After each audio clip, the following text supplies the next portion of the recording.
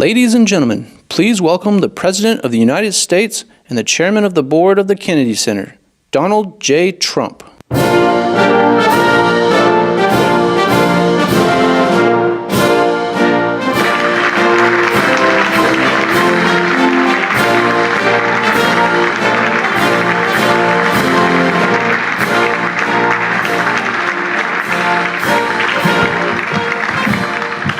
Thank you very much. This is a very exciting project. We're going to do something that will go rapidly, relatively inexpensively, and will make it better than it ever was, frankly. It'll be something that people are going to be very proud of.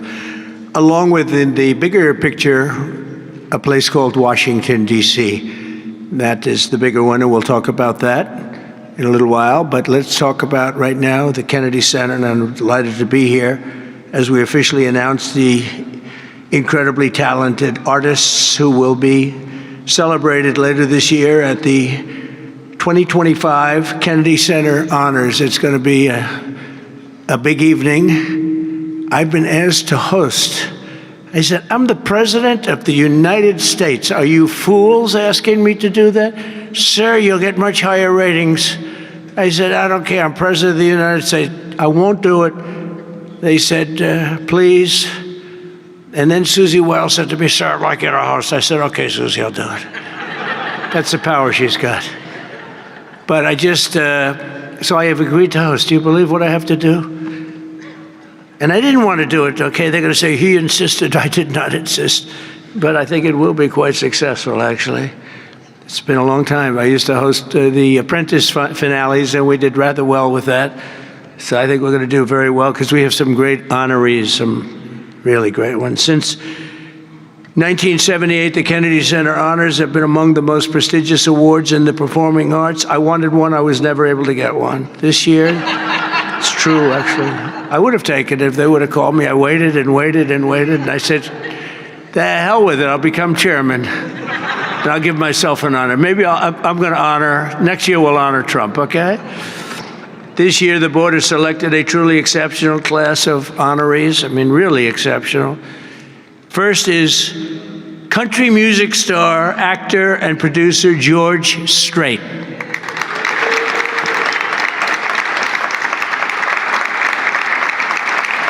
Great. Over an extraordinary 4-decade career, George has sold more than 120 million records worldwide, amassed 60 #1 hits, wow, and produced 33 platinum certified albums, more than any other living American. That is amazing. He's believed by millions of people to just be as good as you can get, and he's beloved by hundreds of millions of people all over the world. He's really something, and they call him the king of country, and we know him very well, George Strait.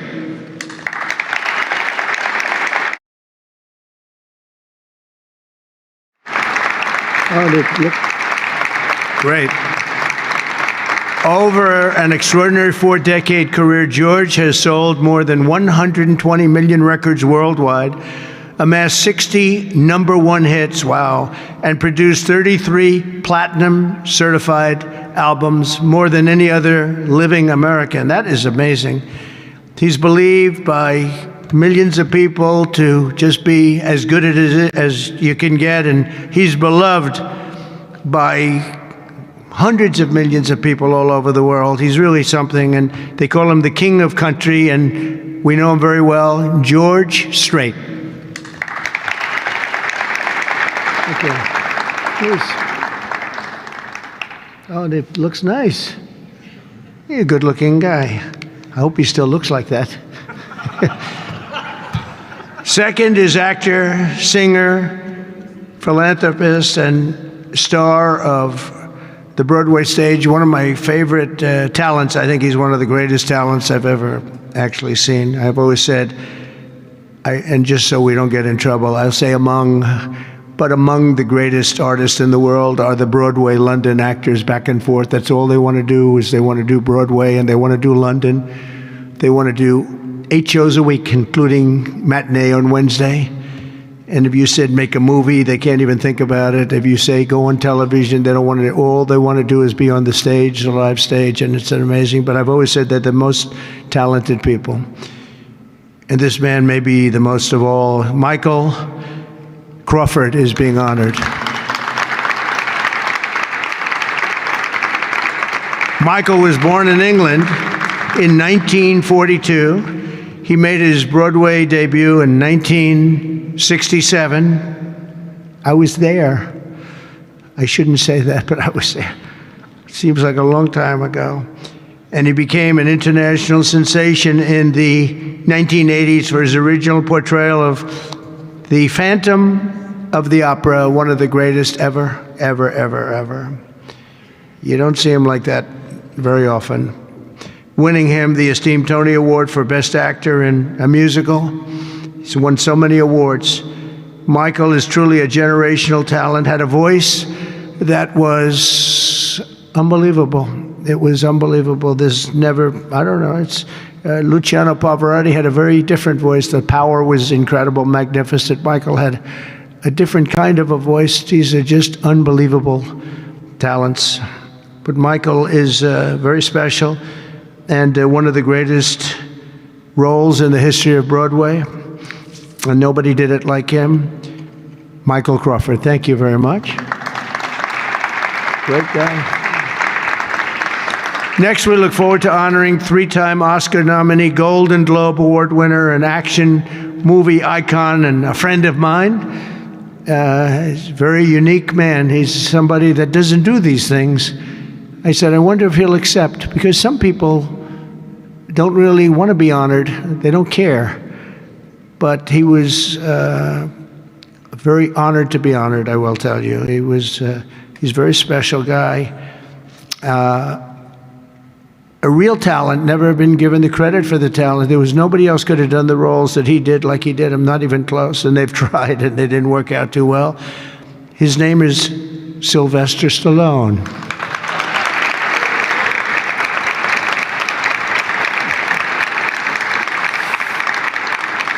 So it's very few, almost if any, people that could have taken a name and made it so incredible, like Rocky, Rambo, Creed, and others. But think of it, Rocky, Rambo, if you did one, you're good. You do two. And I'll never forget, I was a young guy, and I went to see a thing called Rambo, and it had just come out. I didn't know anything about it, but I was in a movie theater, like we used to go to movie theaters a lot. And I said, this movie is phenomenal. What the heck? And that turned out to be a monster. Rocky is Rocky. I mean, the way that happened, you know, Sly had no money, nothing, and he went around, and everybody wants to do a boxing movie. It's the most, you know, probably more than any other type of character, boxing, always boxing. It's so great. And there's rarely been anything like this one. John Voight did a great one, as you know. Champ, great. I think that was right there, too. John Voight's a phenomenal person, phenomenal actor. But Sly came in and he had no money. He wrote a script, along with thousands of other people writing scripts on a boxer. And for some reason, a studio picked up this and liked it. And Sly he's in an old car that he came in from Brooklyn, or someplace in New York, but I think Brooklyn. It barely made it to California. He was sleeping in the car. I mean, he had nothing. And he wanted control over who the actor was going to be, because he said it can't be successful if you're going to pick a movie actor with a bad build, okay? A nice face, but a bad body. And he said, I can't have these guys, because he's a tough cookie, and he knew exactly what it took. He knew what a boxer's body was. So they brought him one, and I won't tell you who it was, but it was a big name, but the chest wasn't exactly what you need. One shot, and your heart would pop out. That wasn't too good. Then he did another one. He was fat, sloppy, but had a good face. Then he did another one, and another one, and another one. And he turned it down. He wouldn't take $1 million. He wouldn't do it. And it turned out that when they saw him, they said, you know, you'd be actually pretty good for this role. And he had never done this before, anything like it. But think of it, he turned down $1 million. He had nothing. He refused to let somebody else play. He didn't want to play it. He wasn't original. He did it as a writer. But he ended up playing it because he couldn't find anybody else that fit the role. And who knew what would have happened? He's become a legend of the silver screen, a true legend, and he's a great guy. He's a little bit tough, a little bit different, I will tell you. He's a little tough guy. But he's a phenomenal person with a phenomenal wife and family. Incredible wife, incredible family. His film's grossing more than $7.5 billion, which is either a record or very close to it. I can't imagine anybody doing more. If you add up Rambo and Rocky and these others, I can't imagine anybody doing much more. $7.5 billion worldwide over the course of 6 decades. And Sly is a pillar of the really American pop culture and a Hollywood superstar like few others, and one of the biggest names on the Hollywood Walk of Fame. In fact, the only one that's a bigger name on the Hollywood Walk of Fame, they say, is a guy named Donald Trump. I'm on the Hollywood Walk of Fame too, if you can believe that one. But he's amazing. He's really amazing. And he's actually a great actor. Fourth will be together celebrating one of the most revered singers of the American disco era, Gloria Gaynor. Best known for her chart-topping 1978 hit, I Will Survive. Gloria won the 1980 Grammy for Best Disco Recording, and her song was inducted into the National Recording Registry in 2016. 4 decades later, Gloria won a second Grammy in 2020 for her gospel album, Testimony, which is incredible. Truly a historic achievement, not only in terms of the years that have gone by to be great that long, but to have the two top of anything in that span of time, and with that kind of period between, is pretty amazing. But I will say that I Will Survive is an unbelievable song. I've heard it, you know, like everyone else here, thousands of times. And it's one of those few that get better every time you hear it. And nobody can sing it like her. And that's an honor. So, Gloria Gaynor, thank you. Thank you very much. And finally, we'll be honoring one of the greatest rock bands of all time, Kiss.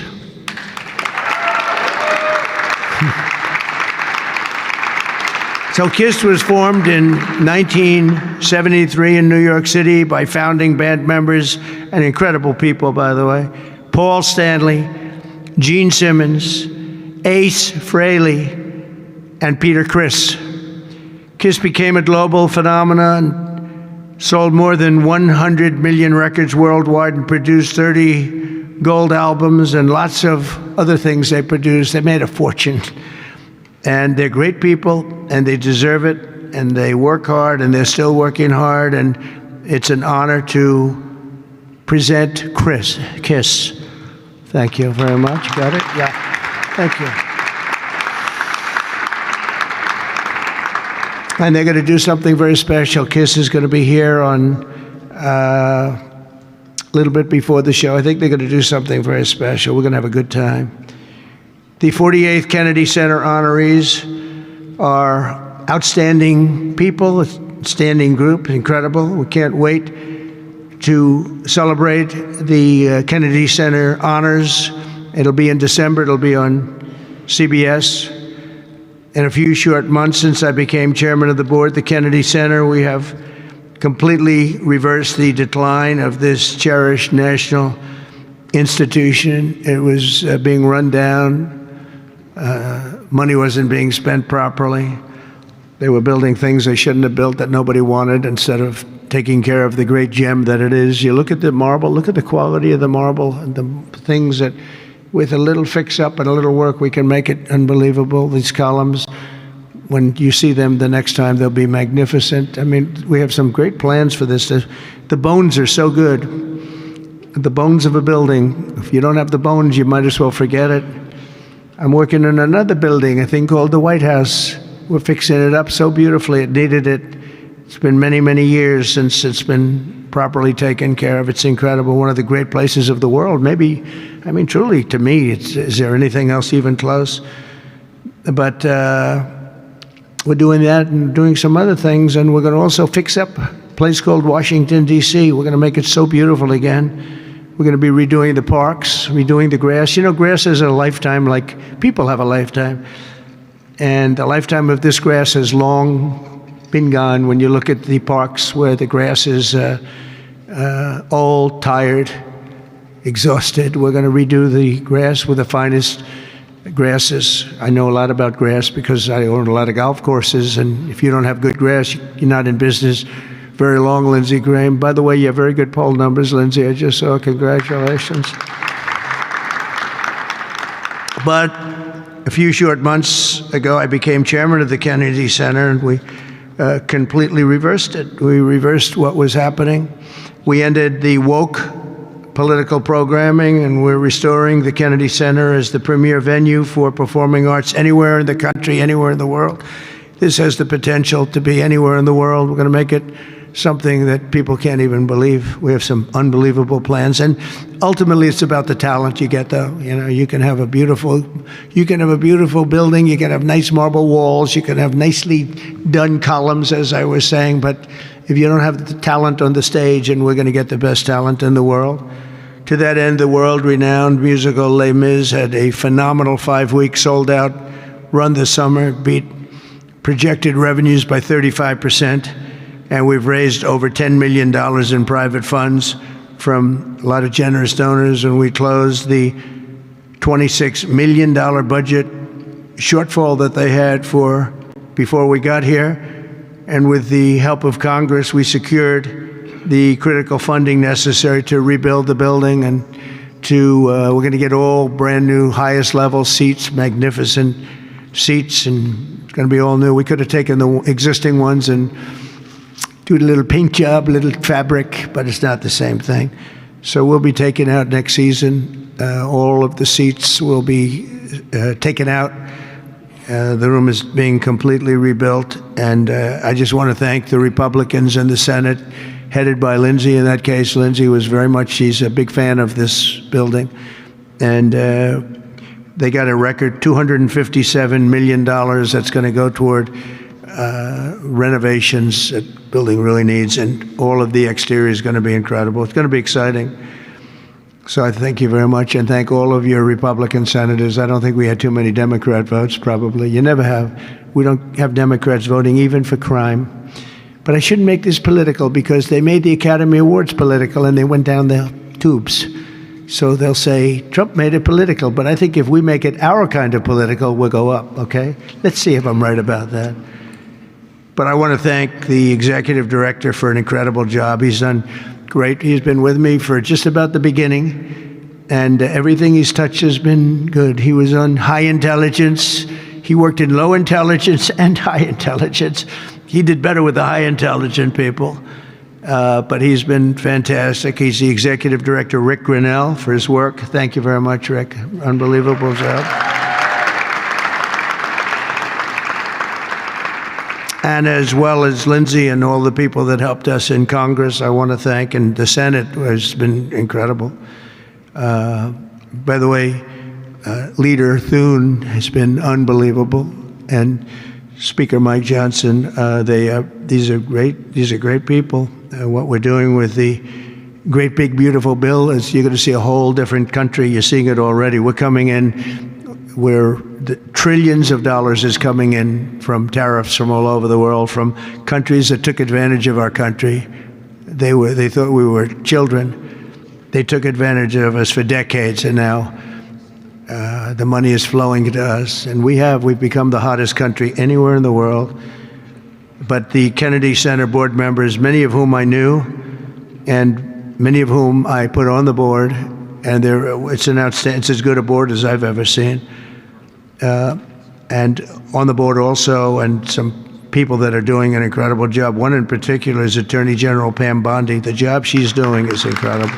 Thank you very much. Long beyond the Kennedy Center. The Kennedy Center is the easy part. She's incredible, and you're going to see a big change in Washington crime stats very soon. Or not the stats that they gave, because they turned out to be a total fraud. The real stats, the stats went through the roof. You know, they had a man that was forced to put up stats like they were doing better. They're not doing better. Crime is the worst it's ever been, but it started as of about yesterday. You see a big change, and people are feeling safe already. I've had so many calls. Thank you, sir. Thank you. They were afraid to walk out. They're not afraid anymore. And this will be like the border. We started off with millions and millions of people coming in from all over the world, gang members and people from jails. They were unloading their jails into our country. All over the world they were coming, drug dealers. They came from Africa, they came from Asia, they came from South America, Venezuela in particular. They were coming in, Trinidad, and the toughest people you've ever seen. And by the millions. And for the last 3 months, we had 0, 0, and 0. We had 0 people come in for 3 months. They respect our country again. That's the other thing. All over the world, our country is respected again. So I also want to thank the Chief of Staff, Susie Wiles, who's fantastic. She's done an incredible job. And Sergio Gore for the job he's done with personnel. Thank you very much, Sergio. Fantastic. In the coming months, we'll fully renovate the dated and the infrastructure of the building and make the Kennedy Center a crown jewel of American arts and culture once again. I think we'll bring it to a higher level than it ever hit. Actually, it hit a certain level, but we're going to bring it to a higher level than it ever hit. We have the right location, and soon we will be a crime-free area. This is going to be a crime-free area, by the way. You'll be able to go out. People tell me they can't run anymore. They're just afraid. And they'll be running again. We're going to have a crime-free. It's a big statement, because if one thing happens all year, Pam, you better be good, because they'll say Trump did not fulfill his.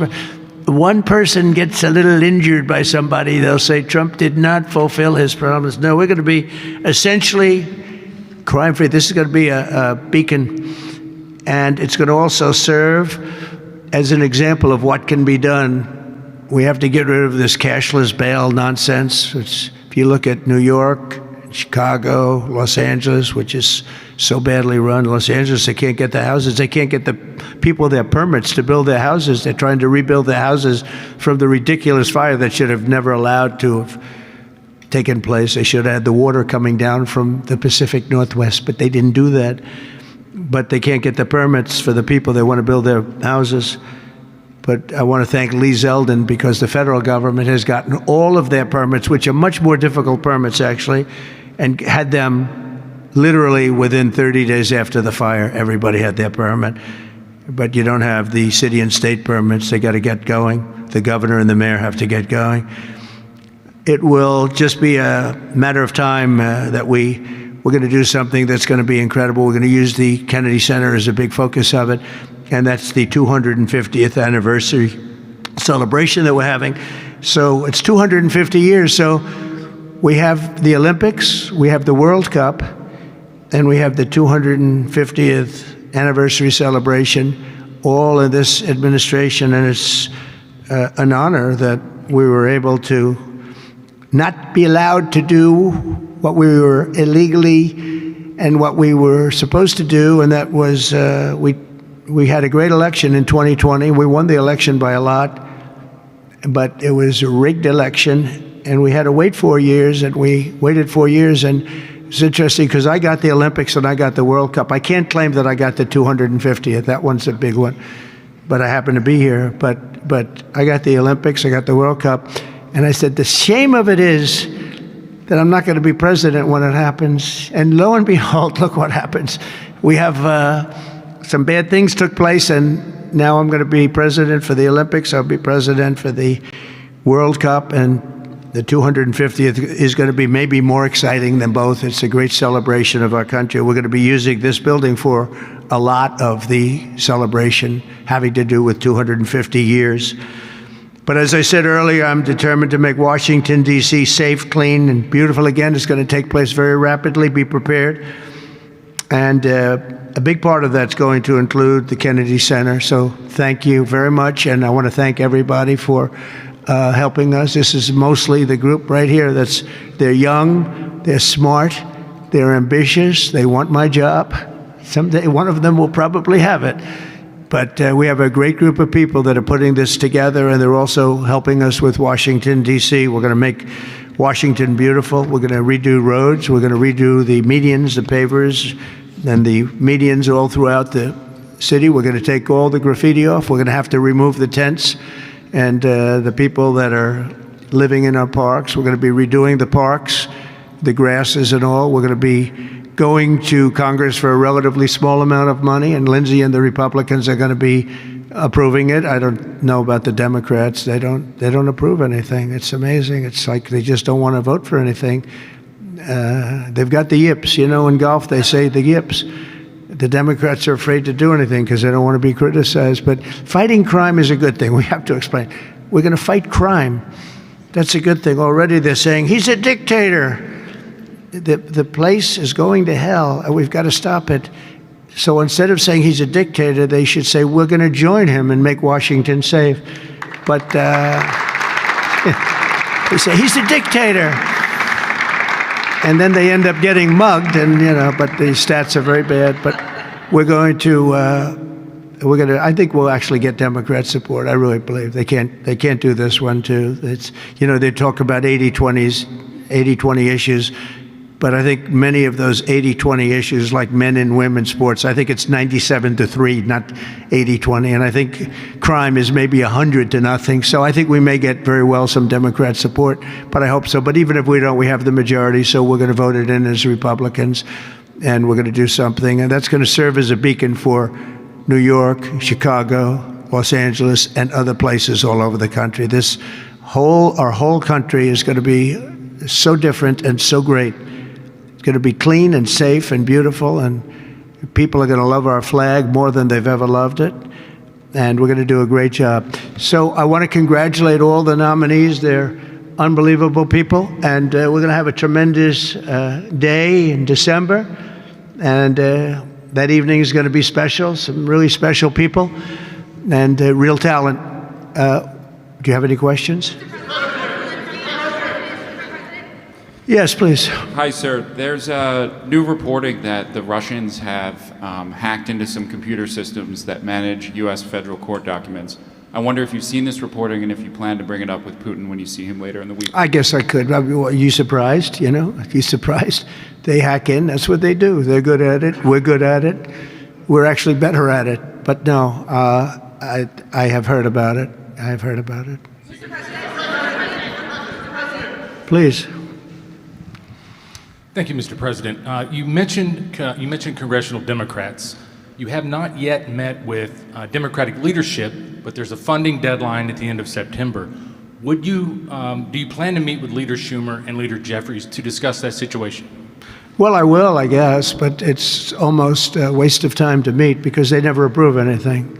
If we want money to fight crime, if we want money to do only good things, just good things. And let's not even talk about controversial. They don't want to meet about anything.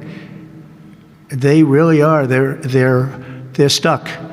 They don't know what to do. They have probably more, I would say more than half are sane, but they are led by insane people. And the kind of things that they're pushing are not something. We have a communist running for the mayor of New York, and I wish him well. I may have to deal with him. I mean, it's not even conceivable. It's not even conceivable that could happen. And maybe he won't win, but he won the primaries by quite a bit. Shockingly, he won the primaries. So, and you see some of the people supporting him that truly don't believe what he's espousing. So, I mean, we will meet, but nothing's going to come out of the meeting. But here's the advantage we have is that we just passed the great big beautiful bill that had all the biggest tax cuts in history. No tax on tips, no tax on Social Security. Think of it. Think of that for the seniors. No tax on overtime. And all sorts of things. You go out, buy a car, you can deduct the interest payment. If you borrow money, you can deduct the interest payment from your taxes. So many things. But the biggest thing is, from a business standpoint, deductions. That was tremendous. Our country is roaring. Our businesses are, you're going to see some numbers in 12 months when these factories are open. We're opening up factories all over the world, all over the country, but that's all spreading to, I think we're spreading the wealth all over the world, if you want to know the truth. But we're opening them in this country at a level that we've never seen before. We've never seen. So they just don't want to prove anything. They just, we meet with them and they say, as Nancy Reagan said, just say no. They go, oh, just say no. They're afraid to approve anything. If we say, we want to stop crime in this country, or as an example, bail. We want to make it so that people, if they murder somebody, they're in jail. They don't get out on no bail. They say, we don't want that. We want people to murder somebody and they immediately are released and they go out and murder somebody else. It's a big problem, a tremendous problem. By the way, we're going to go for statutes in D.C. and then ultimately for the rest of the country where that's not going to be allowed. Because it was when they did the cashless bail thing that the numbers really started going up. In this city, in New York, in Chicago, in Los Angeles, no matter where they have it, the numbers went through the roof. So we're going to meet with them, of course. I'd like to meet with them. We're going to tell them all these good things, and they're going to tell us no. And then we're going to go out and we're going to vote it in by the Republicans, because I don't believe that anybody is capable of making a deal with these people. They have gone crazy. Go ahead. Thank you, Mr. President. Thank you. Your federalization of the police has a 30-day limit unless Congress acts to extend it. Are you talking to Congress about extending it, or do you believe 30 days is sufficient? Well, if it's a national emergency, we can do it without Congress, but we expect to be to Congress before Congress very quickly. And again, we think the Democrats will not do anything to stop crime, but we think the Republicans will do it almost unanimously. So we're going to need a crime bill that we're going to be putting in. And it's going to pertain initially to D.C. We're going to use it as a very positive example. And we're going to be asking for extensions on that, long-term extensions, because you can't have 30 days. 30 days that's by the time you do it. We're going to have this in good shape. And don't forget, in the border, everyone said it would take years and you'd have to go back to Congress. I never went to Congress for anything. I just said, close the border. And they closed the border. And that was the end of it. I didn't go back to Congress. We're going to do this very quickly, but we're going to want extensions. I don't want to call national emergency. If I have to, I will. But I think the Republicans in Congress will approve this pretty much unanimously. Mr. President. Please, go ahead. Thank you, Mr. President. Would you encourage members of the press to do ride-alongs with the D.C. police to understand how serious this crime issue is? It's okay to me if they want to do it. We're going to work with the D.C. police. A lot of very good people in there. Not all, but a lot of very good, very, very professional. And, we have a big force. I think they said 3,500. They're always asking the mayor, who's a very nice woman, but got to do the job. We've worked with the mayor for 6 months, and she's been here for many years.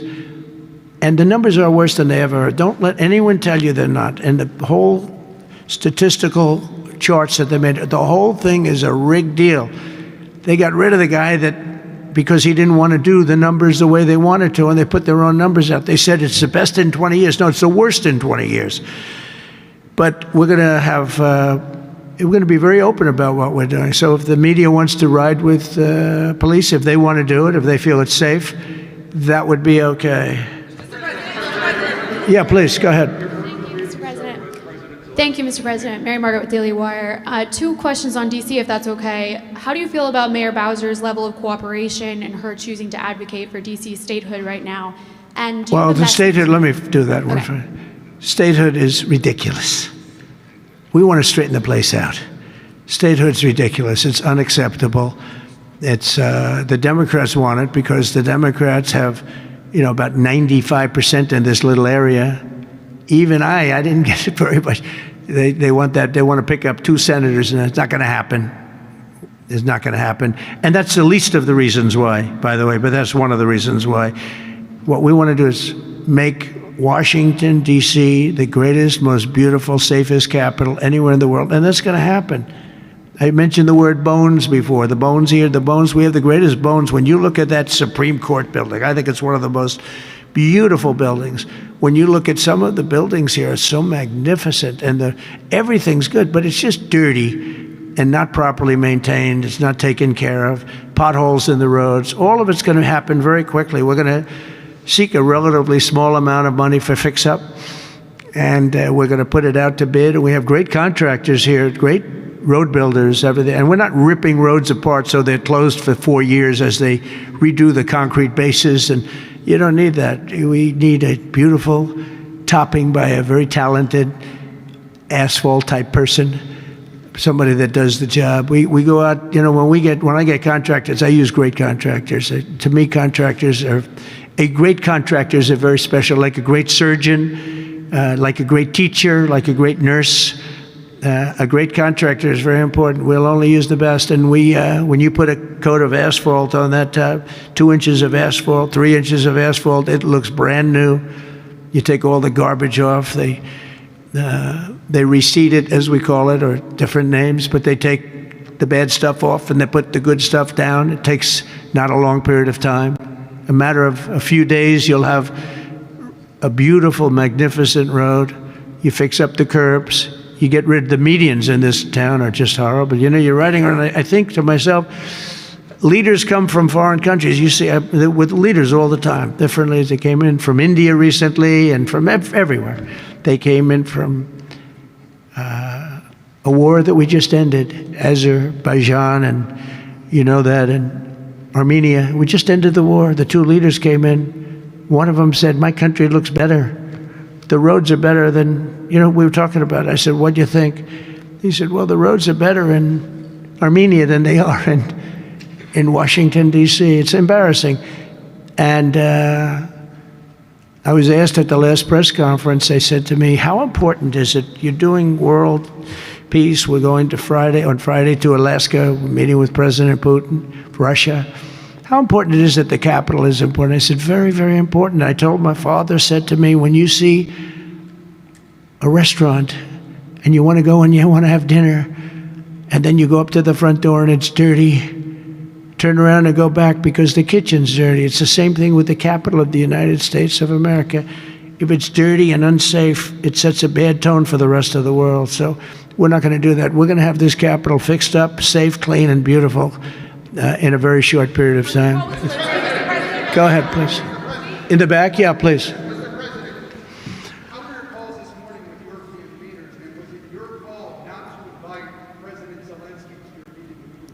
No, just the opposite. No. We had a very good call. He was on the call. President Zelensky was on the call.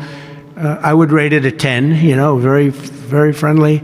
I know the leaders because I was at NATO, as you know. I took it from 2% to 5%, 2% that wasn't paid, 5% that is paid, which is trillions of dollars in defense capability.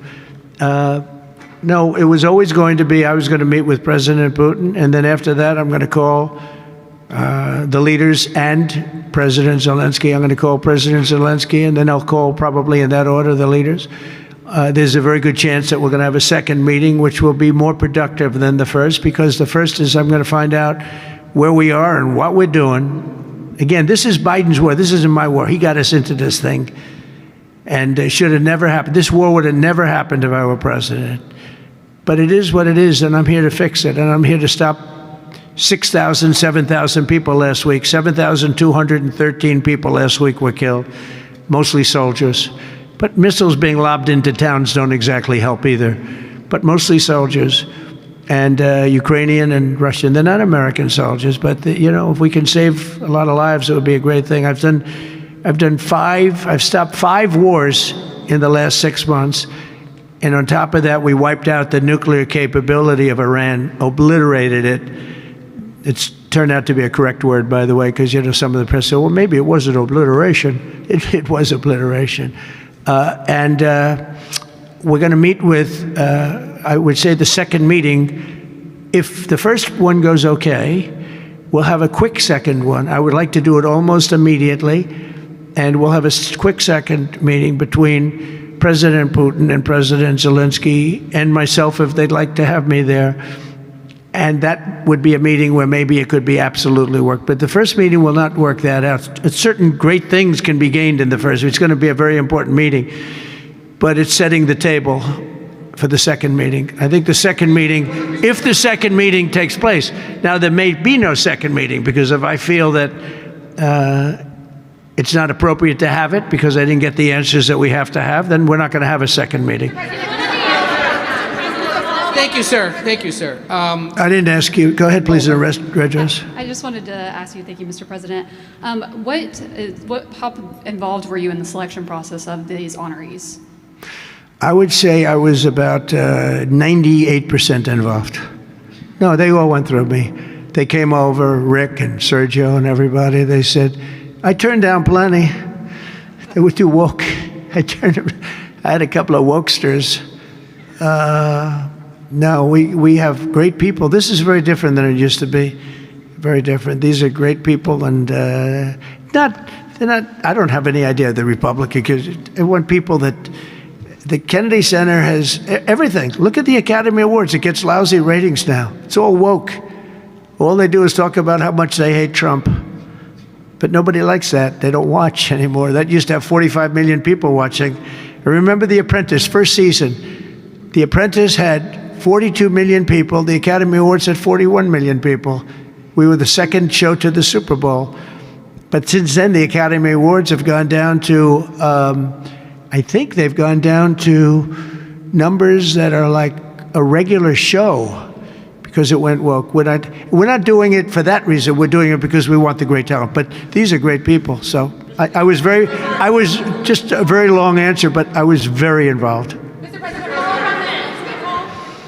President, the Biden administration was auctioning off border wall materials, but we're hearing now that the auctioneer is selling those materials back. Are you finishing building the wall? Well, I built hundreds of miles of wall, and I was getting very close. I actually finished the wall, but then I added another 200 miles, because when you do the original wall that I said I was going to build, which I got built, and I got it to the specifications of the Border Patrol and ICE, the exact. They wanted steel, they wanted concrete inside, they wanted rebar inside that, they wanted it to have wires. The walls are wired for, all of the internet stuff and security things. And we built it hundreds of miles. We did great. That's one of the reasons even now we're able to have such good numbers at zero, or essentially very little people coming in. But Biden, I ordered for another 200 miles. I was going to do another 200 because it's the way it is.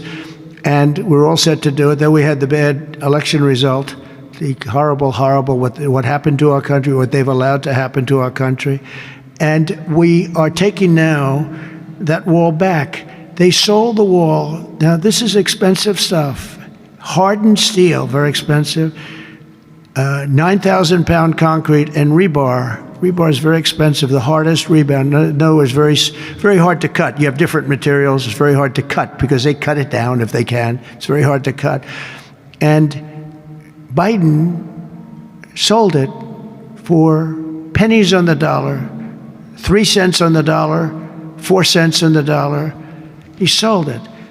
And I said, these guys really don't want it. That was when I first realized, when I saw the wall was being put up, because we could have finished the rest of the wall in about 4 weeks, anywhere from 3 to 4 weeks. It was all set to go. It was laying down, ready to be put up. The foundations were, and they took over, and they said, we're going to sell the wall. And they sold it, as you know, for pennies on the dollar. Well, Pam Bondi's been working very hard on suing that company, and I think they reached a settlement where we're taking the wall back. But they stole the wall from us. That wall is so expensive to build, and we had it, as you know, hundreds of miles of it, and they came along and they basically sold it for scrap. And what a shame that is. But that was when I first realized that these people actually want to have open borders. And no country has poor countries don't have open borders. No, we had open borders where people just walked in. It didn't matter what they looked like, who they were. We had 11,888 murderers, half of whom killed more than one person. Literally, killed more than one person. And this is who we took into our country. So the wall is the least of it, but we're going to take the wall back. We're paying a small amount of money, as I understand it, to get it back, to get rid of the litigation. We'll take it back, we'll put it up, yeah.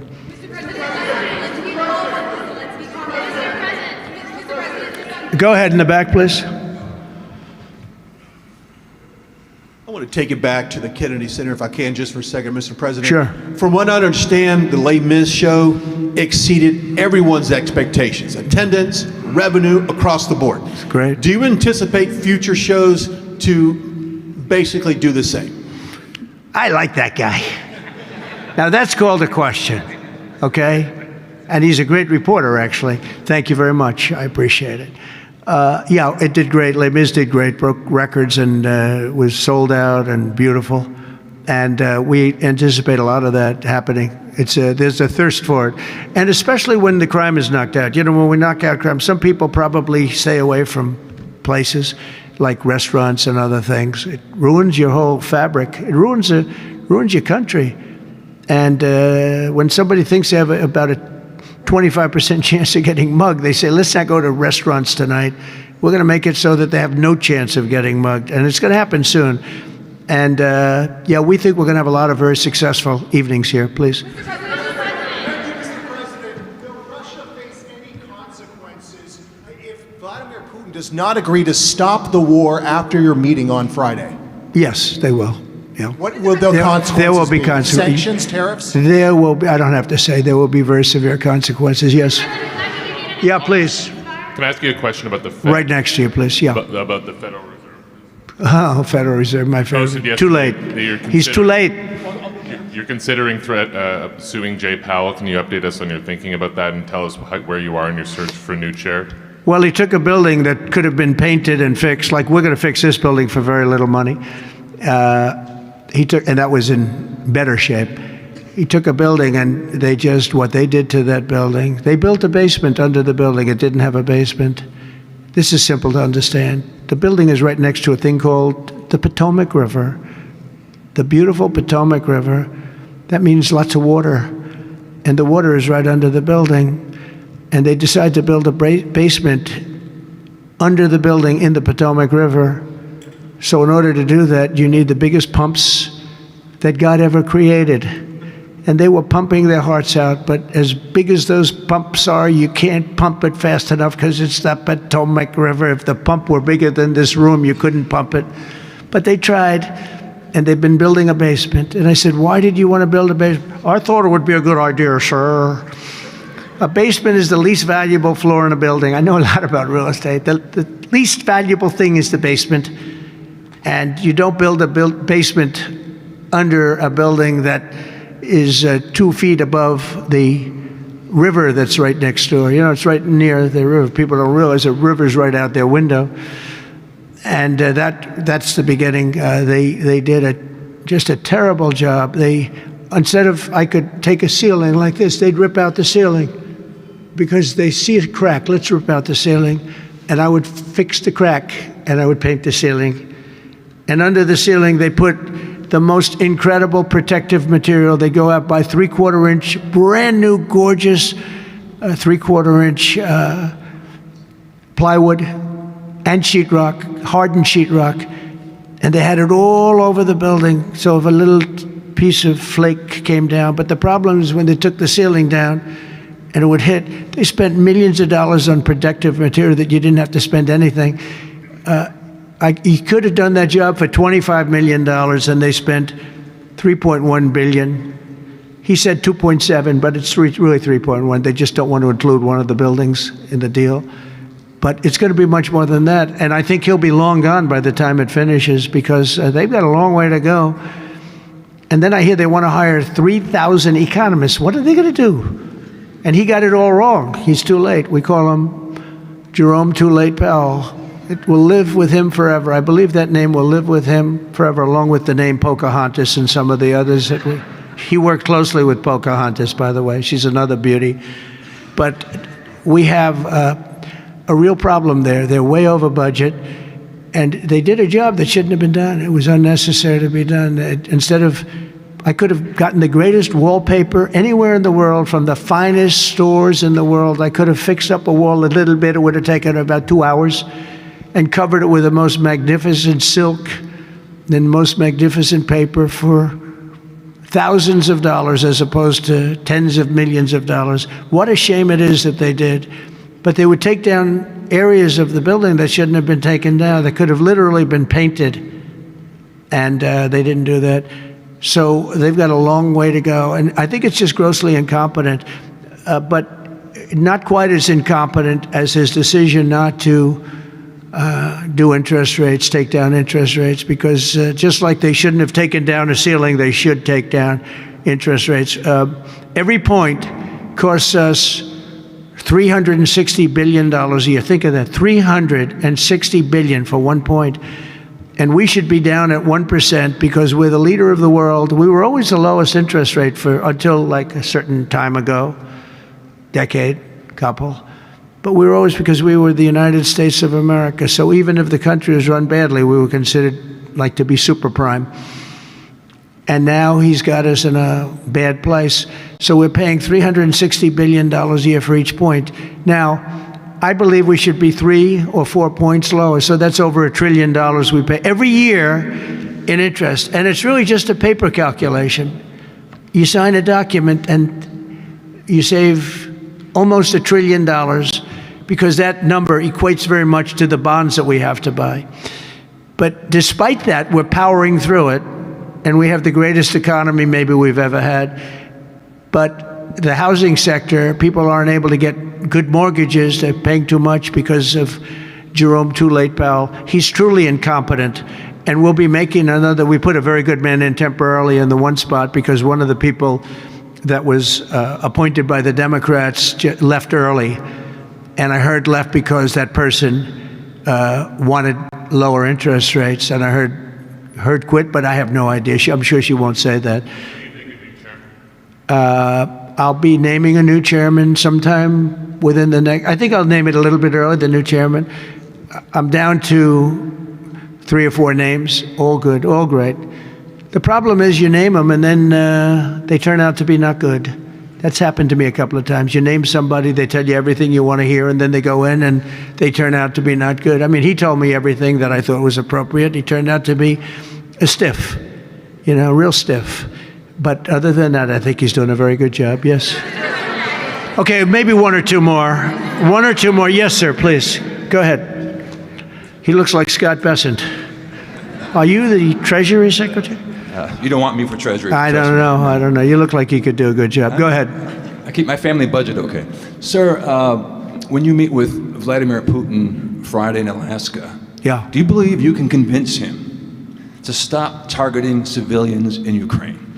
Well, I'll tell you what, I've had that conversation with him. I've had a lot of good conversations with him. Then I go home and I see that a rocket hit a nursing home or a rocket hit an apartment building and people are laying dead in the street. So I guess the answer to that is no, because I've had this conversation. I want to end the war. It's Biden's war, but I want to end it. I'll be very proud to end this war along with the 5 other wars I ended. But I guess the answer to that is probably no, because I would have had a good conversation with Vladimir. I knew him very well. I got along with him great, actually. We had I had to go through the Russia hoax. And it was a strain on the relationship. I actually told him, I said, they got this phony investigation going on, Russia, totally phony, created by Adam Schiff, Shifty Schiff, and Hillary Clinton and the whole group of them. And it made it very dangerous for our country because I was unable to really deal with Russia the way we should have been. I'm looking at Pam because I hope something's going to be done about it. These people put our country at great danger. And Adam Schiff, it was all made up. It was a hoax. The Mueller report came out. They all hated me. They had 18 Trump haters. And they said I did nothing wrong. They couldn't believe, they couldn't find anything. After years of investigation, it was all a hoax. It was a hoax created by the Democrats, but in particular Schiff and Crooked Hillary, the whole group. And now we've learned all the stuff that's come out over the last 2 months is incredible through intelligence. And hopefully something's going to happen with it. These are people that put our country in danger. in real danger. I want to thank you all very much. Thank you very much. Thank you.